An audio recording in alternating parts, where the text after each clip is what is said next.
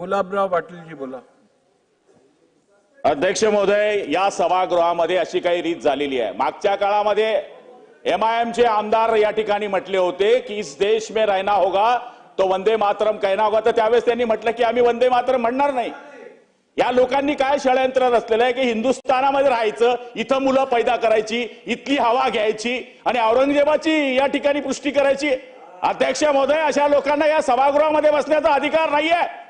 छत्रपती शिवाजी महाराजांच्या बाबतीमध्ये, संभाजी महाराजांच्या बाबतीमध्ये या पद्धतीने जर हे बोलत असतील, औरंगजेबाची बढाई मारत असतील, काशी से कला जाती मथुरा में मस्जिद बनती, अगर एक छत्रपती ना होते तो सबकी सुन्नत होती. अशा छत्रपती शिवाजी महाराजांच्या बाबतीमधल्या असे जर उद्गारे औरंगजेबाची औलाद काढत असतील तर अध्यक्ष महोदय यांच्यावर देशद्रोहाचा गुन्हा दाखल केला गेला पाहिजे. अध्यक्ष महोदय, ज्यांनी धर्मांतर करण्याकरता किती लोकांना इथं धर्मांतर केले, किती लोकांना बाटवलं, किती मंदिरं उद्ध्वस्त केली, अशा औरंगजेबाची पुष्टी या सभागृहामध्ये केली जाते. अध्यक्ष महोदय, हे सभागृह, हे धार्मिक सभागृह नाहीये, हे सभागृह कायदा बनवणारं सभागृह आहे. इथे जर तुम्ही कोणाची पुष्टी करत असाल अध्यक्ष महोदय, ते निषेधार्ह आहे. म्हणून अबो आदमीवर कारवाई केली पाहिजे, ही आमची मागणी आहे.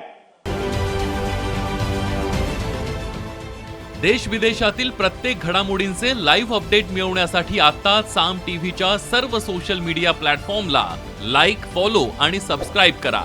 तसंच सर्व नोटिफिकेशनसाठी बेल आयकॉन प्रेस करायला विसरू नका.